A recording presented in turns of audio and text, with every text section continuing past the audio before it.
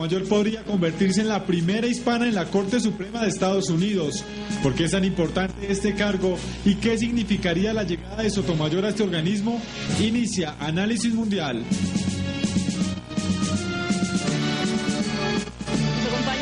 Para hablar de este tema, el señor José Gregorio Hernández, experto en Derecho Constitucional y magistrado de la Corte Constitucional en Colombia entre 1991 y 1999. Es considerado uno de los juristas más conocidos e influyentes del país. Ex magistrado, gracias por estar con nosotros.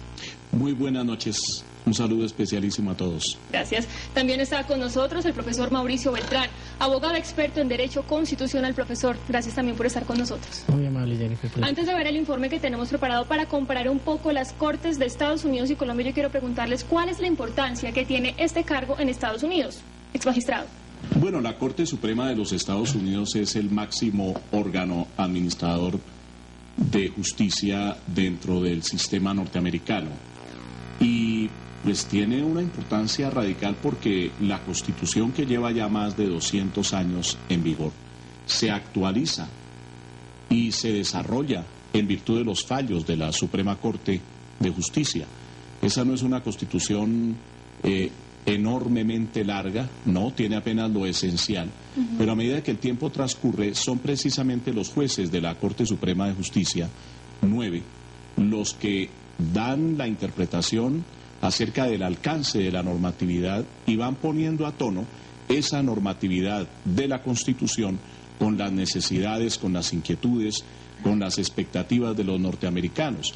De modo que en cada época es definitivo el enfoque que tengan los magistrados integrantes de la Suprema Corte de los Estados Unidos. Profesor Beltrán, ¿podemos considerar que cada vez coge más fuerza este cargo en Estados Unidos? ¿Ha evolucionado? Yo diría que no. Desde su inicio la Corte Suprema ha sido fundamental. Cuando digo su inicio me refiero al momento en que se constituye el Estado norteamericano. Es fundamental porque esos primeros momentos son de mucha inestabilidad, dado que son 13 colonias que se agrupan para tomar decisiones que van a afectarlas a todas. Entonces, llegar a la Corte Suprema ha sido desde su primer momento una cosa especialmente importante para los norteamericanos, especialmente importante para la estabilidad y la seguridad de los Estados Unidos. Y por eso se ha convertido en objeto de estudio alrededor del mundo, porque es de alguna manera un paradigma de lo que deberían ser las Cortes Supremas en cualquier país. Bueno, muy bien. Antes de seguir conversando un poco sobre ese tema, yo quiero que veamos el informe sobre qué es la Corte Suprema en Estados Unidos y de pronto cómo se diferencia con la de nosotros. Veamos.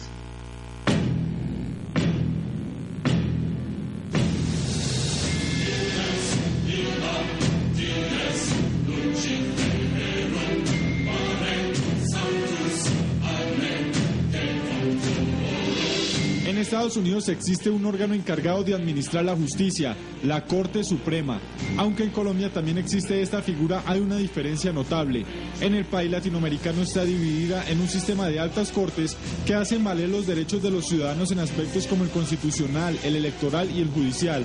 Sin embargo, los dos sistemas tienen muchos más contrastes que estos.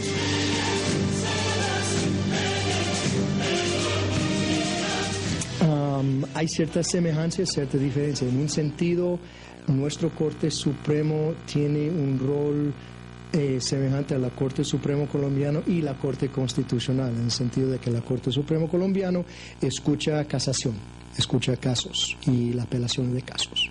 Y la Corte Constitucional en Colombia escucha controversias alrededor de si una ley o derecho o acción es constitucional o no. Entonces, en ese sentido, hay semejanza de esas dos cortes. Una diferencia es que nuestra Corte, como dijo antes, no escucha un caso o una petición si no hay un caso concreto. La Corte Suprema de Estados Unidos está compuesta por un juez presidente y 8 jueces asociados nominados por el presidente del país y confirmados por el Senado. Ese fue el proceso que pudo verse durante esta semana.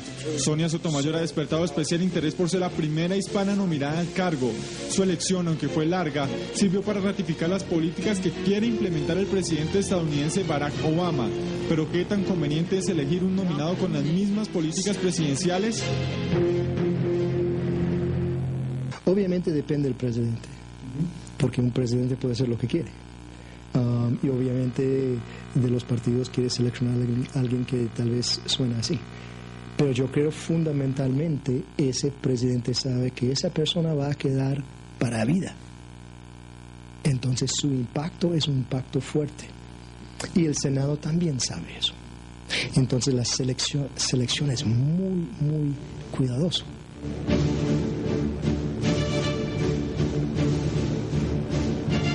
La Corte estadounidense es un organismo que toma decisiones trascendentales que afectan o benefician a sus ciudadanos, haciendo valer sus derechos. Esas decisiones han marcado la diferencia en muchos temas.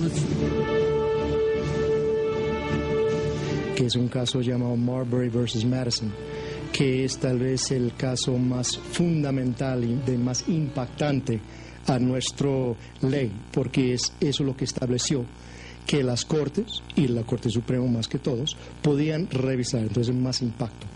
Obviamente durante la guerra civil había decisiones antes de esa guerra sobre el manejo de las razas, también hay algunos de ellos que son controversial en el sentido que el desarrollo de ley y la confrontación a veces con interpretación de ley y lo que han decidido el Congreso con establecimiento de legislación.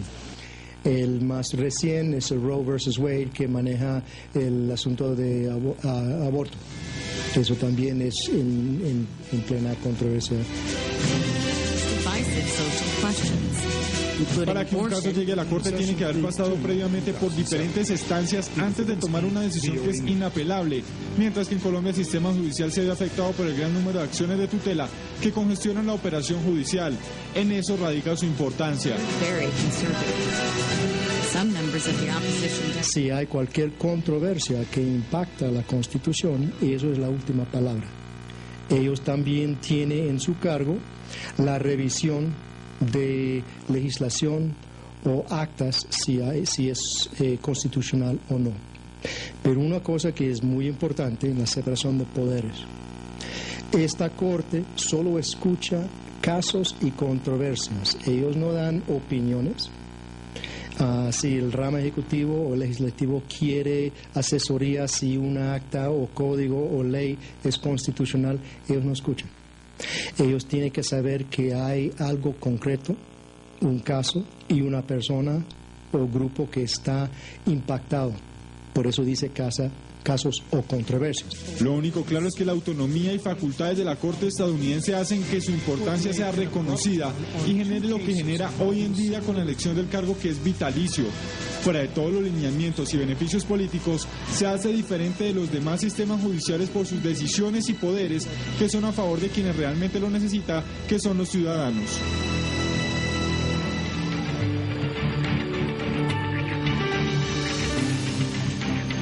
Varias cosas me generan inquietud. La primera, la que dijimos antes de ver el informe, que la dijo profesor Beltrán usted, que se convierte en un paradigma casi para otros modelos de Corte Suprema en otros países. ¿Por qué eso? Y creo que ahí va incluida esta pregunta. El cargo vitalicio es una de las mayores diferencias que tenemos con algunos países suramericanos y Estados Unidos. En Colombia, por ejemplo, no es vitalicio, creo que es 8 años exmagistrado.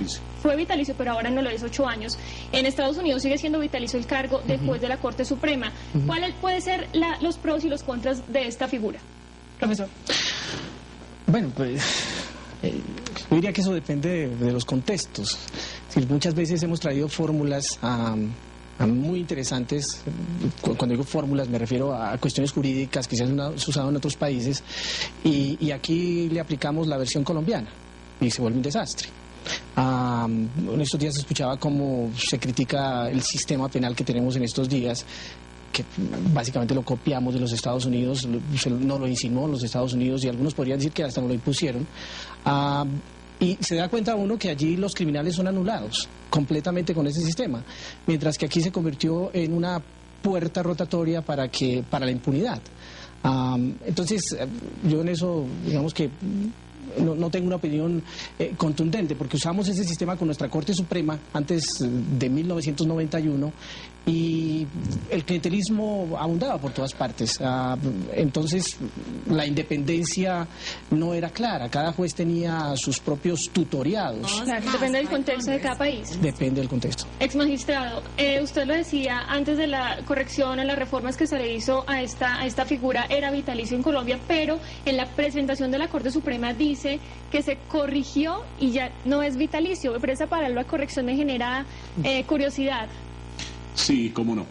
Yo sí creo que la vitalicidad es muy importante y es muy importante en cualquier tribunal, especialmente si tiene funciones de control de constitucionalidad, para garantizar la independencia, la autonomía de esos magistrados que se encuentran a la cabeza de la rama judicial y que tienen que cumplir unas funciones que de ninguna manera deberían estar conectadas con intereses o con propósitos del Ejecutivo. En Colombia, después del cambio que se hizo en 1991, cuando las Cortes ya están integradas por magistrados que tienen periodos individuales de 8 años, y cuando un presidente de la República, por ejemplo, como en el caso nuestro, puede participar en la elección de los magistrados a través de la formulación de ternas, se pierde la independencia.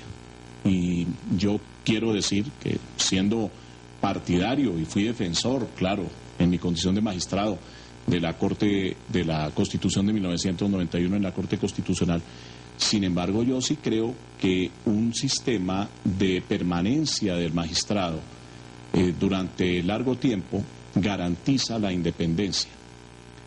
Hay voces, desde luego, que se oponen a esa vitalicidad porque creen que se petrifica el orden jurídico. No me parece, eso depende de la calidad, de la formación, de la preparación de los magistrados integrantes de la respectiva corporación.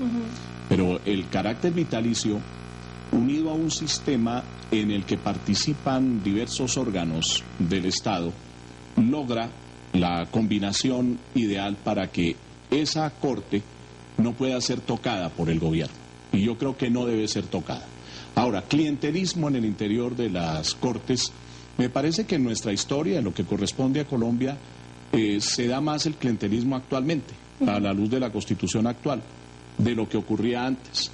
Porque antes los magistrados de la Corte Suprema de Justicia, no existía la Corte Constitucional, y los del Consejo de Estado eran seleccionados por las mismas corporaciones en un sistema de cooptación.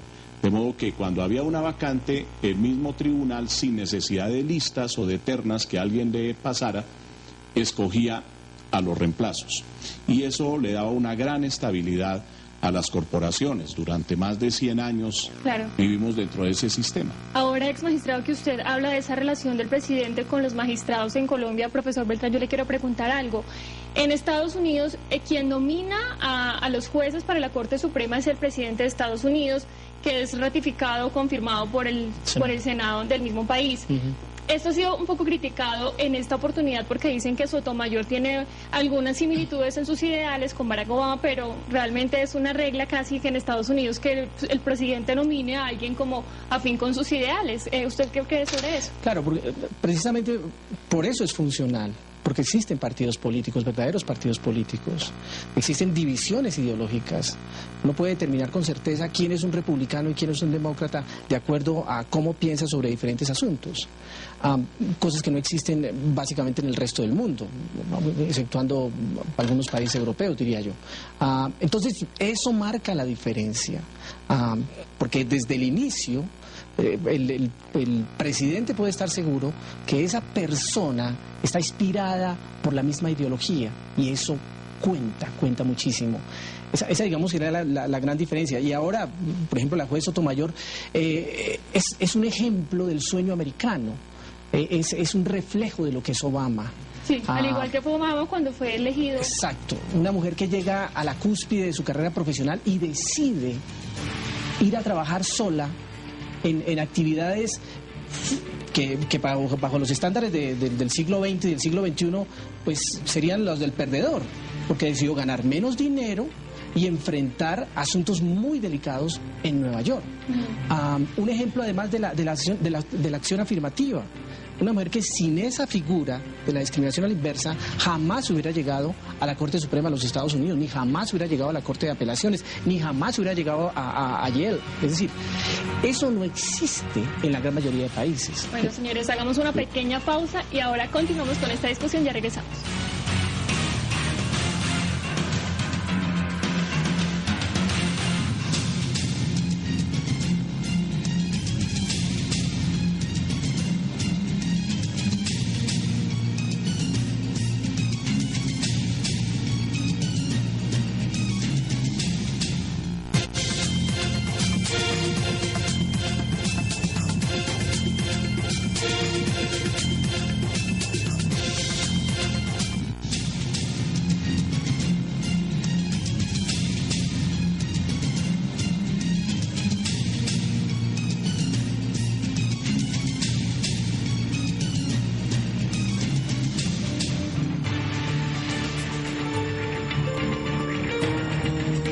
Seguimos en Análisis Mundial hoy hablando sobre Corte Suprema en Estados Unidos a propósito de la nominación de Sonia Sotomayor y la confirmación en el Senado durante esta semana. Antes de salir a comerciales estábamos hablando un poco de la figura de Sonia Sotomayor y de la mujer hispana que llegó a la Corte Suprema, que puede llegar, que es lo más probable, y el ex magistrado quería decir algo. Claro, que estoy totalmente de acuerdo con lo que se decía en la última parte de la sección anterior, porque le hallo grandes virtudes a la candidata ya prácticamente magistrada, porque después de las 4 sesiones de esta semana, realmente ya se ve que hay una tendencia prácticamente irreversible a que sea confirmada. Para que los televidentes lo entiendan, pues el presidente postula, pero es el Senado de los Estados Unidos el que confirma, de tal manera que ya prácticamente está designada, y es un buen reflejo, como decíamos antes, del sentido profundamente democrático de Barack Obama y del contenido que él le quiere dar a ese cargo, a ese concretamente. Pero quería agregar una cosa. Cabalmente, el hecho de que ella refleje el sentido que tiene sobre la democracia y sobre el Estado Barack Obama, el actual presidente, y de que Roberts haya reflejado, por el contrario, la ideología del presidente George Bush, es algo que confiere a la Suprema Corte esa diversidad ideológica que es indispensable, porque como participan varios presidentes a lo largo de los años, como no todos los magistrados cesan en el ejercicio de sus funciones dentro del mismo periodo, entonces eso hace que el uno influya con su sentido conservador, el presidente Bush, y que el otro, el presidente Obama, influya con su sentido democrático liberal. Claro, podemos encontrar lo que desde luego le da gran variedad a la ideología de quienes componen la Suprema Corte. Ahora, ella reemplaza a un magistrado que también tenía la misma tendencia, de modo que el equilibrio en este momento no se rompe, el que venía se puede mantener del periodo anterior. Bueno, ahora que entramos en el cuento de Sotomayor, yo quiero que veamos un poco lo que pasó esta semana, iniciando obviamente desde la nominación por Barack Obama.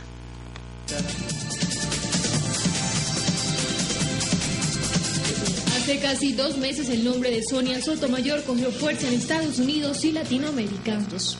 Judge Sonia Sotomayor. El 26 de mayo el presidente Barack Obama la nominó a la Corte Suprema de Justicia de su país.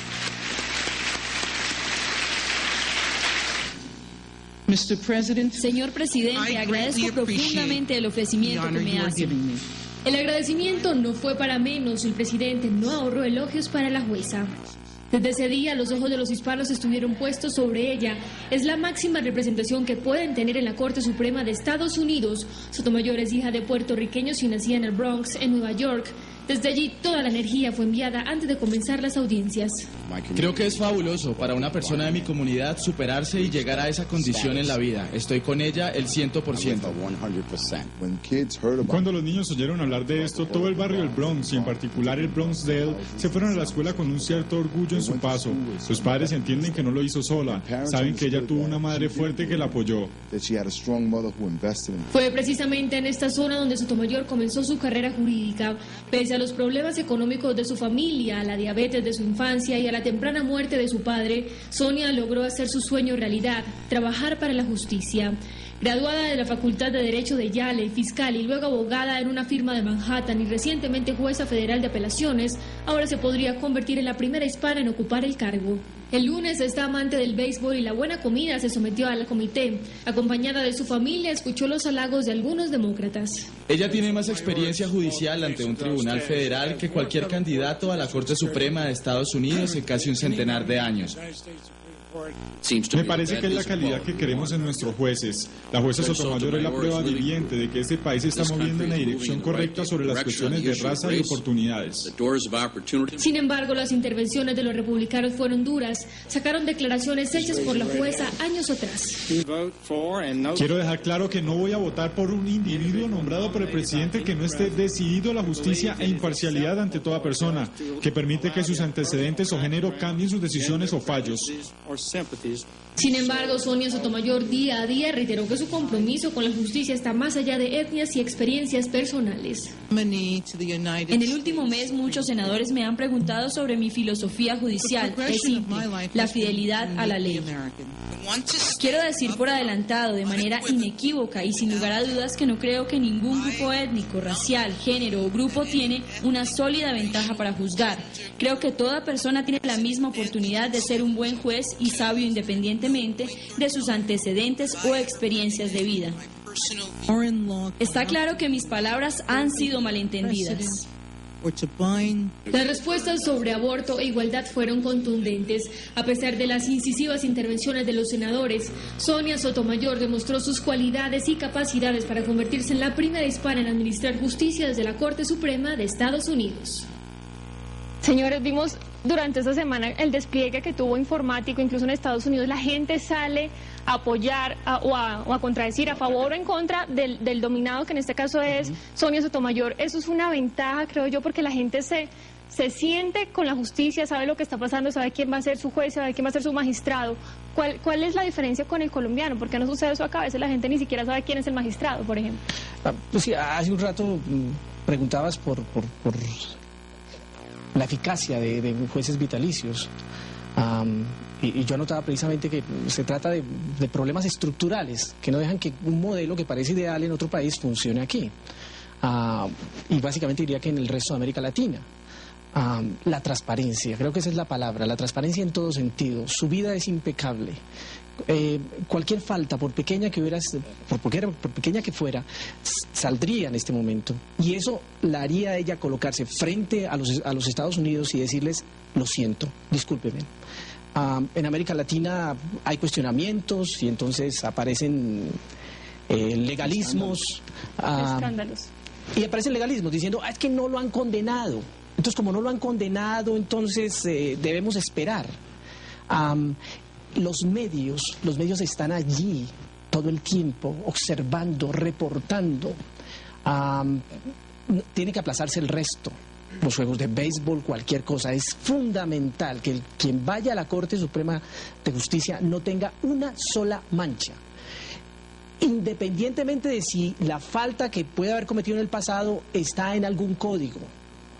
Es un estándar ético altísimo. Esa básicamente es la diferencia. Los medios y la transparencia que implica todo el proceso. Y creo que Sonia Sotomayor, ex magistrada, ha demostrado ser una mujer muy transparente a pesar de las cositas que le sacaron los republicanos durante esta semana de sus declaraciones hace 15 años. Sí, demostró no solamente una gran independencia, estoy totalmente de acuerdo. Ese sistema garantiza que el pueblo se apropia de un conocimiento y de entender quién va a llegar a la Suprema Corte de los Estados Unidos, porque ahí está la garantía de sus derechos, de sus libertades, de la concepción que tienen sobre el Estado y sobre la sociedad. Fíjese usted que, por ejemplo, Jennifer, en el curso llegó a presentarse inclusive un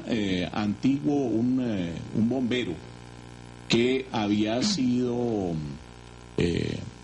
parte dentro de un proceso en el que hubo fallo de parte de Sonia. Ese bombero, pues obviamente que había sido derrotado allí, pero cuyos derechos después fueron reconocidos por la Suprema Corte, revocando la decisión del tribunal en donde había participado la candidata, nos muestra claramente que él quería oponérsele, hicieron este señor Richie, hizo una presentación inclusive cara a cara con la doctora Sonia para manifestar por qué él consideraba que se apartaba del fallo que ella había proferido, de modo que se hace un seguimiento no solamente en cuanto a las faltas, sino también las posiciones. Claro. Y las posiciones que pueden estar de acuerdo o no con quien tiene la mayoría en ese momento en el Senado de los Estados Unidos. Son muy importantes los temas morales, el aborto, son importantes todos esos homosexuales, temas. Matrimonio entre homosexuales, la tenencia de armas. Morales o también los relativos a las libertades. A las Cualquiera libertades. de los dos enfoques. Esto se robó totalmente la atención durante esta semana y ahora yo les quiero preguntar, ya para ir finalizando, que sea con ascendencia hispana, ¿qué puede significar para los latinoamericanos que Sonia Sotomayor llegue a la Corte Suprema de Estados Unidos? Muchísimo, muchísimo. Por eso es que los latinos en Estados Unidos están volcados alrededor de la elección.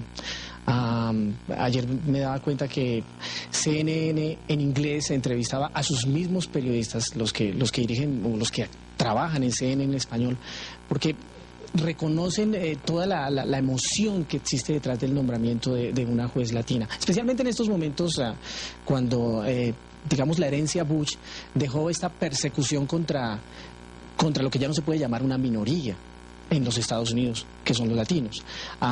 Tenemos ahora cientos, si no miles de niños en los Estados Unidos cuyos padres fueron expulsados y este es un drama para los latinoamericanos. Entonces, en temas de migración estoy seguro que la juez Sotomayor va a hacer la diferencia, puede hacer la diferencia. Va a poner su sello ahí. Sí, y en temas que tienen que ver con el sistema financiero, porque la corrupción de ese sistema financiero patrocinada desde el gobierno de Reagan por los republicanos está siendo enfrentada de una forma muy contundente por el gobierno Obama y Sonia Sotomayor es solamente un elemento más para enfrentar esa clase de asuntos. Señor magistrado, señor ex magistrado, usted que estuvo metido en el cuento, que fue pues magistrado, para finalizar, ¿qué podemos decir? ¿Cómo podemos de pronto coger cositas que nos sirvan para mejorar un poco todo nuestro sistema, obviamente basados en otros, como lo dice el profesor Beltrán, que son paradigmas para los latinoamericanos? Sí, 9 años estuve en la Corte Constitucional y la experiencia tanto allá como la posterior lo que me demuestra es que nuestro sistema sí puede mejorar. Creo que deberíamos repensar todo el sistema de designación de los altos cargos, no solo de la Corte Constitucional, sino también, por ejemplo, el del Fiscal General de la Nación, o el del Defensor del Pueblo, o el del Procurador General de la Nación, porque hay razones muy poderosas en este momento y han salido a flote para pensar que una concentración en manos de un presidente es negativa en cuanto al ejercicio de poder. Se concentra en manos del presidente en razón de la reelección para el periodo inmediato, la posibilidad de participar en la elección de muchos funcionarios y al final todo queda en manos del presidente. Eso es lo que está pasando en Colombia.